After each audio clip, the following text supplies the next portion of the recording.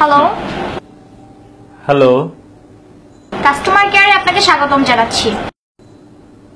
Thank you. আপনাকে আমি কিভাবে সহায়তা করতে পারি? আপনি কি আমাকে বিয়ে করতে চান? জি, আপনি ভুল নাম্বারে রিং করেছেন। না না, আমি ঠিক নাম্বারই ফোন দিয়েছি। আমাকে বিয়ে করবেন? জি, আমি বিয়ে করতে ইন্টারেস্টেড না। লাভ ম্যারেজ করলে হানিমুন করব সুইজারল্যান্ডে, আর অ্যারেঞ্জ ম্যারেজ করলে হানিমুন করব প্যারিসে।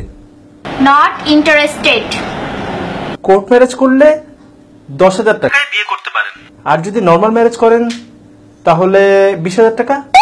জি, আমি তো আপনাকে বিয়ে করতে ইন্টারেস্টেড না, তাহলে কেন আপনি আমাকে বারবার অফার করছেন? বিয়ে করলে প্রতি সপ্তাহে আপনাকে সিনেমা দেখাতে নিয়ে যাওয়া হবে। আপনি বুঝেন না আপনাকে আমি বিয়ে করতে ইন্টারেস্টেড না। আপনাকে সিনেমা হলে পপকর্ন খাওয়াবো। আমি তো আপনাকে বিয়ে করব না, তারপর কেন আপনি আমাকে বিরক্ত করছেন? অফারের পর অফার দিয়ে যাচ্ছেন। এখন বুঝতে পেরেছেন আপা আমাদের কষ্টটা? যখন আমাদের ইন্টারেস্ট থাকে না, তখন আপনারা কেন নতুন নতুন অফারের নামে বারবার মেসেজ দিয়েই যান। মাত্র 100 টাকায় পাবেন যে কোনো মোবাইলে 160 মিনিট সব সময়। কথা বলুন 1 পয়সা পার সেকেন্ড কল রেটে, মেয়াদ 30 দিন।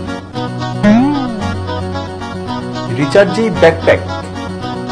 আজকেই একবারে 500 টাকা রিচার্জ করে জিতে নিন ব্যাকপ্যাক। অফারের মেসেজ পেতে পেতে মেসেজের প্রতি অভক্তি এসে গেছে। অফারের মেসেজে পুরা মোবাইলের মেমোরি কার্ড ফুল হয়ে যায়, ডিলিট করতে করতে ঘন্টার পর ঘন্টা পার হয়ে যায়। ফ্যামিলি অ্যান্ড ফ্রেন্ডস এর ইম্পর্টেন্ট মেসেজ আসলেও মনে হয় যে এটা বোধহয় অফারের মেসেজ, এই মনে করে মেসেজ আর চেকও করা হয় না।